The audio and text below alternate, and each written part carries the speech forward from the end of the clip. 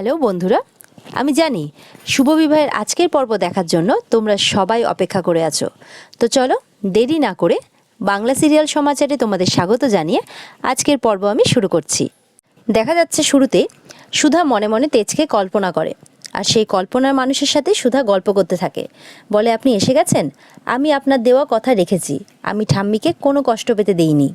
আমি জানি এতে আপনি সবচেয়ে বেশি খুশি হয়েছেন। ঠাম্মি নিচে অপেক্ষা করছেন, চলুন। আর যেই পেছন ঘুরে দেখতে যাবে দেখে ওমা ওখানে কেউ নেই। তখন সে মনে মনে হাসতে থাকে, বলে ও তার মানে উনি আসেননি। সেই সময় ডলি আর রেশমি চলে আসে তার বৌদিমণিকে ডাকতে। বলে, তাড়াতাড়ি চলো বৌমণি, নিচে ঠাম্মি অপেক্ষা করছে তোমার জন্য, তোমাকে ডাকছে। তখন সুধা তাদের সাথে নিচে যায়। এদিকে সমুদ্র ঝিনুককে বলে, আর একটু থেমে গেলে হতো না, এখনও তো জন্মদিনের কিছু শুরুই হয়নি, একটু বাদেই তো ঠাম্মি বৌদির বানানো কেক কাটবে, তারপর আমরা সবাই মিলে এনজয় করে সেটাকে খাবো, আপনি একটু থাকতেন। ঝিনুক তখন সমুদ্রের দিকে তাকিয়েই থাকে। ঝিনুক বলে, থাকার উপায় নেই, আজ আমাকে যেতেই হবে, বাড়িতে সবাই অপেক্ষা করছে, পরে দেখা হবে। যেই ঝিনুক পরে দেখা হবে কথাটা বলে যেতে যায়, তখন সমুদ্র বলে, আবার কবে দেখা হবে? ঝিনুক হাসে, বলে খুব শিগগিরই। সমুদ্র বলে, আপনাকে আরেকটা কথা বলার ছিল। ঝিনুক বলে, কি কথা? তখন আমতা আমতা করতে থাকে সমুদ্র, ঝিনুক হাসতে থাকে। ঝিনুক বলে, আমারও কিন্তু আপনাকে কিছু বলার আছে। সমুদ্র মনে মনে বলে, উনিও কি আমায় একই কথা বলতে চান? আমার মনের কথাটা কি তাহলে বুঝে গেছে? ঝিনুক বলে, আজ আমি না থাকলে, আজ আপনি না থাকলে, আপনি আমাকে না বাঁচালে আজ আমরা দিদিকে বাঁচাতেই পারতাম না। হ্যাঁ, আচার্য বাড়ির মেয়েরা স্মার্ট বুদ্ধিমতী ঠিকই, কিন্তু বসু মল্লিক বাড়ির ছেলেরাও কোনো অংশে কম নয়। সমুদ্র শুনে খুশি হয়, বলে আচার্য বাড়ির মেয়েরাও কিন্তু দ্য বেস্ট। ঝিনুক বলে, আপনাকে আরেকটা কথা বলবো সমুদ্র। তখন মনে মনে বলে ঝিনুক যে দিদির অতীতের কথাটা কি ওনাকে জানাবো? আমি জানি এই বাড়ির আর কেউ দিদিকে না বুঝুক, উনি ঠিক বুঝবেন। সমুদ্র বলে, কি হলো বলুন? ঝিনুক বলে, না কিছু না, এই কথাটা দিদি আপনাকে ঠিক জানাবে একদিন, এটা আমার বিশ্বাস যে সেদিন দিদির পাশে কেউ থাকুক না থাকুক আপনি ঠিক থাকবেন। সমুদ্র বলে, আমি বৌদির পাশে ছিলাম, আছি আর থাকবো। এদিকে দেখা যাচ্ছে তেজের মা ঠাম্মিকে বলে, নিন মা, সবার আগে পায়েস খেয়ে আপনি মিষ্টি মুখ করুন। ঠাম্মি বলে, কিন্তু বড়নাথ বৌমা। সেই সময় সুধাও চলে আসে। ঠাম্মি পায়েস মুখে দিলে সবাই শুভ জন্মদিন বলে ওঠে। ঠাম্মি খুব খুশি হন। ঠিক সেই মুহূর্তে ওপর থেকে ফুল ঝরে পড়ে। ঠাম্মি বলে, এইসব আবার কি? আর ঠিক সেই সময় তেজ ভিডিও কলিং করেছে। ভিডিও কলিংয়ে দাদাভাইয়ের সাথে কথা বলাতে থাকে, আর সুধা বৌদির হাতে তৈরি সেই ভাপা সন্দেশ কেকটাও দেখায়। তেজ শুভ জন্মদিন উইশ করে তার ঠাম্মিকে, বলে এরকমই সুস্থ সবলভাবে তুমি আরও 100টা জন্মদিন কাটাও। ঠাম্মি বলে, এইরকম একটা পরিবার পাশে থাকলে আরও 100 বছর বাঁচতে আমার কোনো আপত্তি নেই বলে হাসতে থাকে। বলে, দাদুভাই তুমি কতদূর, তোমার এরোপ্লেন নেমেছে? তখন তেজ বলে, হ্যাঁ ঠাম্মি, আমি আর কিছুক্ষণের মধ্যেই পৌঁছে যাব, এই একটু আগেই এয়ারপোর্টে ফ্লাইট ল্যান্ড করেছে, আমি পৌঁছে যাব এক্ষুনি। তেজ বলে, ঠাম্মি এবার তুমি কেকটা কেটে ফেলো। তেজের বাবা বলে, হ্যাঁ তাড়াতাড়ি কেটে ফেলো, না হলে দেখবে সবটাই চিরকুটের পেটে ঢুকে গেছে। এই নিয়ে সবাই হাসাহাসি করতে থাকে। এদিকে সমুদ্র ফোনটা হাতে নেয় আর দেখাতে থাকে যে ঠাম্মি কেকটা কাটছে। ঠাম্মি বলে, এই জন্মদিনটা আমার সারা জীবন মনে থাকবে, তোমরা সবাই মিলে এত আয়োজন করেছো। এর মা বলে, তবে মা এই জন্মদিনের কৃতিত্বটা কিন্তু আমাদের নয়। তো ঠাম্মি বলে, তবে কার? তখন সবাই মিলে বলে ওঠে, তোমার বড়নাথ বৌমার। ঠাম্মি খুব খুশি হন, সুধার দিকে তাকিয়ে থাকেন। তরিতা মনে মনে বলতে থাকে, যতবারই দিদিভাইকে ফাঁসানোর চেষ্টা করি ততবারই দিদিভাই বেঁচে যায়। ঠাম্মির চোখে ছোট হওয়ার চেয়ে আরো বেশি বড়ই হয়ে যাচ্ছে, কিন্তু এখনো একটা তুরুপের তাস আমার কাছেই আছে, দিদিভাইয়ের অতীত। ঠাম্মি যেদিন সেটা জানবে সেদিন সোনার মুকুট আমার মাথায় উঠবে, আর আমি হব এই বসু মল্লিক পরিবারের যোগ্য বউ। সমুদ্র বলে, দাঁড়া দাদা ভাই, তুই যাকে দেখার জন্য এত ছটপট করছিস তাকে আমি দিচ্ছি। তখন তার বৌমণিকে দিয়ে গিয়ে ফোনটা দেয়। তেজ কথা বলতে থাকে সুধার সাথে। সুধা বলে, আপনার আয়োজন পছন্দ হয়েছে তো? তেজ বলে, খুব পছন্দ হয়েছে। তখন তেজ বলে, সুধা আমি আপনাকে কিছু কথা বলতে চাই। সুধা বলে, কি বলার আছে বলুন। তখন রেশমি এসে ফোনটা নিয়ে নেয়। এরপরে তেজের বোনেরা তেজের হাত থেকে ফোন নিয়ে বলে, দাদা ভাই পরে তুই এসে এক্ষুনি তো পৌঁছে যাবি, এসে তুই সব কথা বলবি। জ্যোৎস্না বলে, সারাক্ষণ শুধু বউকে ফোন করা না রে, পৌঁছে একবারও আমাদেরকে ফোন করেছিস? তখন তেজের বাবা ফোনটা নিয়ে নেয়, বলে, আরে মিটিংয়ে কি হলো তুই একবার তো আমাকে জানাবি, ফোন করে তো একবার বলবি আমাকে। এরপরে তেজের মা কথা বলে। তারপরে আবার তেজ বলে, মা একটু সুধাকে দাও না। তখন বলে, দাঁড়া, তোর বউ এখানে চুপটি করে দাঁড়িয়ে আছে, এই নে কথা বল। সুধার সাথে কথা বলতে থাকে তেজ। সুধা বলে, আপনার কি যেন বলার ছিল? তেজ বলতে থাকে, কিন্তু সুধা কিছু শুনতে পায় না। বলে যে, আপনার কথা আমি কিছু শুনতে পাচ্ছি না। আচ্ছা আপনি আসুন, তারপরে আমি কথা বলবো কেমন? বলে সুধা ফোনটা রেখে দেয়, আর ওদিক থেকে সুধা বলতেই থাকে তেজ। বাবা বলে, এই যে মা, রাধা যে এত কিছু করলো, এই রাধা নামটা শুনে তো সবাই হাসতে থাকে, কারণ সুধার নামটা আবার ভুলে গেছে। তো রাধা যে এত কিছু করলো, তো ওর জন্য তো একটা পুরস্কার প্রাপ্ত, কি বলো? এতগুলো গুন্ডাকেও মারামারি মেরে এলো।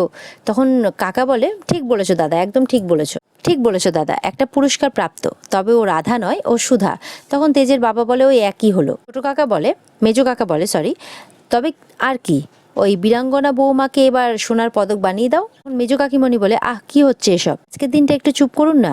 তখন ঠাম্মি বলে, তা তো দেবই, পুরস্কার তো ওকে আমায় দিতেই হবে। এসো তুমি এখানে এসো। সুধাকে গজাননের সামনে নিয়ে আসে ঠাম্মি, বলে, তুমি তোমার কথা রেখেছো বৌমা, তোমার তো পুরস্কার প্রাপ্ত, তাই এই সংসারের দায়িত্ব আমি তোমাকে দিলুম, বলে সংসারের চাবিটা সুধার হাতে দেয়। এটা শুনে সুধা একটু অবাক হয়ে যায়। বাড়ির সবাই খুশি হয়, শুধুমাত্র তরিতা আর অনিমেষ ছাড়া। মেজো কাকিমণি বলে, মা আপনি সত্যিই খুব ভালো সিদ্ধান্ত নিয়েছেন, আমাদের সুধা সত্যিই যোগ্য, ওই পারবে ওর দক্ষ হাতে আমাদের এই পরিবারটাকে সামলাতে। আমি বলে, মনে রেখো, এটা কিন্তু শুধুমাত্র চাবির গোছা নয়, এই সংসারের সমস্ত ভার, সমস্ত দায় দায়িত্ব আমি তোমার হাতে তুলে দিলাম। সুধা অবাক হয়, চাবির গোছাটা নিতে ভয় পায়। ঠাম্মি বলে, গজাননের পা ছুঁয়ে কথা দাও তুমি যে এই সংসারে কোনোদিনও কোনো কলঙ্কের দাগ লাগতে দেবে না, কোনোদিনও আমার থেকে কোনো সত্য আড়াল করবে না, আজীবন সৎ পথে চলবে, সৎ থাকবে। তরিতা তখন বলে, শুনলে তো দিদি ভাই, ঠাম্মি কি বলল, সব সময় সৎ পথে থাকতে হবে, কোনো কথা কিন্তু আড়াল করা চলবে না, কথাটা বুঝতে পেরেছো? সুধা অবাক হয়ে তরিতার দিকেও তাকায়। তরিতা বলে, ও মা দিদি ভাই, তোমার হাতটা কাঁপছে কেন গো? তরিতা মনে মনে বলতে থাকে, আজ তো দাদা ভাইও নেই, কে বাঁচাবে তোমাকে? তবে যদি মিথ্যে বলেই সুধা দিদি চাবিটা নিয়ে নেয়, কেউ কি সুযোগটা ছাড়তে চায়? এটাই ভাবতে থাকে তরিতা মনে। গজাননের পা ছুঁয়ে মনে মনে বলতে থাকে, আমাকে ক্ষমা করবেন মিস্টার বসু মল্লিক, আজ আমি আপনার কথা রাখতে পারবো না, গজাননের পা ছুঁয়ে আমি মিথ্যে কথা বলতে পারবো না। সুধা ঠাম্মির সামনে হাত জোড় করে বলে, আমায় ক্ষমা করবেন ঠাম্মি, এই দায়িত্ব আমি নিতে পারবো না। হাতে চাবি দিয়ে সুধা বলে, কারণ এই দায়িত্ব নেওয়ার আগে আপনার কাছে আমার কিছু সত্যি বলার আছে ঠাম্মি। ঠাম্মি তো অবাক হয়ে যায়। আমি জিজ্ঞাসা করে, কি? তেজ হাতে গোলাপ ফুলগুলো দেখতে থাকে আর সুধার কথা ভাবতে থাকে, আর মনে মনে বলে, আমি জানি সুধা, আপনি আমাকে কোনোদিনও মিথ্যে কথা বলেননি, কোনোদিনও ঠকাননি, তাই আজ থেকে আবার নতুন করে শুরু করব। তেজ বসু মল্লিক আপনাকে আপনার সব প্রশ্নের উত্তর দেবে, বলবে যে আপনার অতীত নিয়ে আমার কোনোদিনই কোনো সমস্যা ছিল না। এদিকে সুধা ডলিকে বলে চিরকুটকে নিয়ে যেতে। ডলি রেশমি চিরকুটকে নিয়ে ভেতরে চলে যায়। অনিমেষ বলে, কি এমন সত্যি আছে যেটা আমরা জানি না? তরিতা বলে, আমি যেটা ভাবছি সেটা যদি সত্যি হয়, তাহলে আজ এই পশু মল্লিক বাড়িতে বোমা ফাটবে। অনিমেষ অবাক হয়ে যায়। সুধা বলে, আমার জীবনের সবচেয়ে বড় সত্যিটা আপনাকে জানাবো ঠাম্মি, যেটা সবার অজানা। ঠিক সেই সময় তেজ এসে উপস্থিত হয়।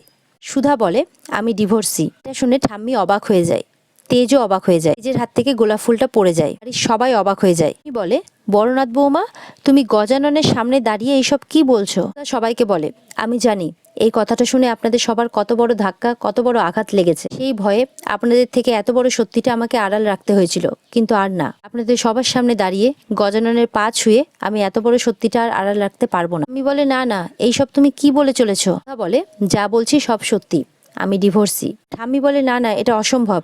ঠাম্মির শরীরটা খারাপ হয়, মাথা ঘুরে ওঠে। চাবির গোছাটা যেই পড়ে সেই তেজ এসে সামলে নেয়। তেজ বলে, সুধা, এটা আপনি কি করছেন? সুধা বলে, আমাকে ক্ষমা করবেন মিস্টার বসু মল্লিক, গজাননের সামনে দাঁড়িয়ে মিথ্যে প্রতিজ্ঞা করার দুঃসাহস আমার নেই। আজ থেকে প্রায় 2 বছর আগে আমার প্রথম বিয়েটা ভেঙে যায়, সবাইকে বলে সুধা। তখন কোনো রকমে শ্বশুর বাড়ি থেকে আমি নিজের বাড়ি চলে আসি। তেজ আবারও আটকায়, কি করছেন আপনি বলুন তো, কেন বলছেন এগুলো, প্লিজ চুপ করুন। তেজ বলে, কেন বলছেন আপনি? সুধা বলে, কারণ এই বাড়ির প্রত্যেকটা মানুষ এই বাড়ির নাত বউয়ের ভালোবাসা দিয়েছে, আমাকে জায়গা দিয়েছে, সম্মান দিয়েছে, আমি তাদের অমর্যাদা করতে পারি না। একটা মিথ্যের উপর আমি আমার সুখী সংসার গড়তে পারি না মিস্টার বসু মল্লিক। যে বাবা বলে, কিন্তু বিয়ের এতদিন পরে তুমি হঠাৎ করে এই সমস্ত কথা কি বলছো বড় বৌমা? না না না, এটা হতে পারে না, আমি বিশ্বাস করি না। সুধা বলে, আমিও বিশ্বাস করতে পারিনি বাবা, যে আমার জীবনের সঙ্গে এত বড় একটা দুর্ঘটনা ঘটেছে, কিন্তু ঘটেছে, সত্যি ঘটেছে। ঠাম্মি এত বড় দায়িত্ব আমার হাতে দিতে চেয়েছেন, কিন্তু এটা নেওয়ার আগে সবাইকে সবটা জানিয়ে দেওয়াটা আমার উচিত বলে মনে হয়েছে। জ্যোৎস্না তখন সুধার হাত টেনে বলে, ও এতদিন পর তোমার মনে হয়েছে যে আমাদেরকে সত্যিটা জানানো দরকার। দিনের পর দিন আমাদের সবাইকে তুমি মিথ্যে কথা বলে গেছো। গিয়ে দেখো মানুষটার দিকে, আজ শুধুমাত্র তোমার জন্য ঠাম্মি পাথর হয়ে গেছে। মানুষটা এতগুলো মেয়ের মধ্যে আজ তোমাকে আমার ভাইয়ের বউ বলে বেছে নিয়ে এসেছিলেন, আর তাকেই তুমি এত ঠকালে। না, শাশুড়ি বলে, মাসিমা, শুনেছিলাম আপনার জহুরির চোখ, লোক চিনতে আপনার ভুল হয় না, তো আপনি তো এই নাত বউকে চিনতে দেখছি পুরোপুরি ভুল করে ফেললে। কৃষ্ণার বর তখন বলে, মা তুমি এসব কি বলছো ঠাম্মিকে? তখন বলে, চুপ কর তো, যে মানুষ তার বউকে রূপে গুণে লক্ষ্মী বলেছিল, মেয়ে তো ডিভোর্সি, এত বড় কলঙ্কের বোঝা আপনার বসু মল্লিক পরিবার সইবে কেমন করে? টোটকা বলে, শুনুন, হতে পারে আমাদের সুধার একটা অতীত আছে, কিন্তু তাই জন্য আমাদের সুধার গুণগুলো তো আর রাতারাতি মুছে যেতে পারে না। ছোটকা বলে, মা তুমি শুধু এটা ভাবো একবার, যে তুমি কিন্তু এই বাড়ির বউ করে এনে সুধাকে যে একবারও ভুল করনি, সেটা কিন্তু সুধা বারবার প্রমাণ করে দিয়েছে। এই বাড়ির জন্য একেবারে যোগ্য বৌমাই তুমি এনেছো মা। জোৎস্নার শাশুড়ি বলে, সে আর বলতে, যে মেয়েকে তার আগের শ্বশুর বাড়ি থেকে তাড়িয়ে দিয়েছে, সেই রকম তিলের খাতায় পড়া মেয়েকে মাসিমা তুলে এনে বড়নাতির বউ করেছে। পুরনো জিনিসকে আবার ঠিকঠাক করে ব্যবহার করার উপযুক্তকে কি জানি বলে, রিসাইকেলিং, এই সমস্ত কিছু বলতে থাকে জোৎস্নার শাশুড়ি। তবে বাড়ির বউয়ের ব্যাপারে যে সেটা করা যায়, এটা প্রথম দেখলাম। তেজের মার এই সমস্ত কিছু শুনে একদম ভালো লাগে না, সমানে কাঁদতে থাকে। জোৎস্না বলে, ছি ছি ছি ছি সুধা, ছি, আজকে তোমার জন্য আমার শ্বশুর বাড়িতে নাক কাটা গেল। দিন ধরে কেন বলেছো তুমি আমাদেরকে মিথ্যে কথা বলো? আমার ভাইয়ের সাথে বিশ্বাসঘাতকতা করেছো, হ্যাঁ? ডিভোর্সে এই কথাটা যদি আমার ভাই আগে জানতো, তাহলে কোনোদিনই তোমাকে বিয়ে করতো না। বাবা বলে, সুধা মা, আমি এইটা তোমার কাছ থেকে একদম আশা করিনি। তুমি এই বাড়ির বড় ছেলের বউ, ছেলের ভবিষ্যৎ জড়িয়ে আছে তোমার সঙ্গে, আর তুমি কি না? সুধা বলে, বিশ্বাস করুন বাবা, আমি কোনোদিনও আপনাদের ঠকাতে চাইনি, কোনোদিনও আড়াল করে রাখতে চাইনি সত্যিটা আমার। মেজো কাকা বলে, ন্যাকামো করে এখন অন্ধকারে আলো ফেলার চেষ্টা করা হচ্ছে। মেজো কাকা বলে, আমাদের ছেলের জীবন যদি নষ্ট হয়, ভবিষ্যৎ যদি নষ্ট হয়, এই মেয়ের কিচ্ছু এসে যাবে না। এই মেয়ের জন্য আমাদের সবার সর্বনাশ হয়ে গেল। এবার ভাবতো দাদা, কিভাবে তুই লোককে মুখ দেখাবি? সমাজ তো আমাদের উপর থুথু করবে যে বেকারি সর্বে সর্বার বউ নাকি একজন ডিভোর্সি। হ্যাঁ, মেজো কাকা বলতে থাকে। হালকা বাতিল করাবো, এটা শুনে তো তেজ খুব রেগে যায়, বলে, মেজো কাকামণি বলে চিৎকার করে ওঠে। তেজের মা বলে, কোথাও একটা ভুল হচ্ছে, আমরা বাড়ির এতগুলো মানুষ, একটা মানুষকে চিনতে এত ভুল হলো? মেজো, বল না রে, ভুল হচ্ছে তো। হ্যাঁ, কাকি বলে, আমি কিচ্ছু বুঝতে পারছি না দিদি ভাই। আচ্ছা মা, যখন এই বাড়ি থেকে তোমার বাড়িতে সম্বন্ধ করতে যাওয়া হয়েছিল, তখন তুমি তোমার বাড়ির লোক কেউ কিচ্ছু বলনি কেন? কেউ কিচ্ছুটি জানালে না কেন মা? সুধা বলে, আমিও জানতাম না মেজো কাকিমণি, যে আমার বাড়ির লোক এই সত্যিটা গোপন করে আমার বিয়েটা দিয়েছে। মেজো কাকা বলে, বলবে বা কেন, লোভ যে বড় বালা। এত বড় বাড়িতে বিয়ে হচ্ছে জেনেই তো আর সত্যিটা বলেনি। ডিভোর্সের কথা যদি বলতো, তাহলে এত বড় বাড়ির বউ হওয়ার স্বপ্নটা তো ভেঙে যেত। এর মতন একজন বিচক্ষণ মানুষকে এইভাবে ঘোল খাইয়ে দিয়েছে। শুধু একটা কথা বলো তো, এই যে তোমার পরিবার একটা ডিভোর্সি মেয়েকে আমাদের ঘাড়ে চাপিয়ে দিল, এই জন্য আচার্য পরিবারের প্রত্যেকটা সদস্য আনন্দে ধেই ধেই করে নাচছিল না? সরিতা বলে, তাহলে সবাই বুঝতে পারছো তো কেন দিদিভাই সবাইকে এত মন্টা মিঠাই খাওয়াতো, যাতে ডিভোর্সের ব্যাপারটা আড়াল করে এই বাড়ির অন্নপূর্ণা বউ সেজে থাকা যায়। মেজো কাকা বলে, পুরো ক্রিমিনাল মাইন্ডসেট। এই বাড়ির ভালো মানুষগুলোর সুযোগ নিয়েছে এই মেয়ে, যে এক কোণে চুপ করে দাঁড়িয়ে থাকে, তার এগুলো ভালো লাগে না, কিন্তু কিছু বলতেও পারে না। আর এখানেই আজকের পর্ব শেষ হয়ে যায় বন্ধুরা। তো কি মনে হয় তোমাদের, তেজ কি মান দেবে সুধাকে? তেজ কি রক্ষা করতে পারবে সুধার সম্মান? দেখবো আমরা আগামী এপিসোডে। তো চলো, দেখা হচ্ছে তোমাদের সাথে, ততক্ষণ ভালো থেকো তোমরা।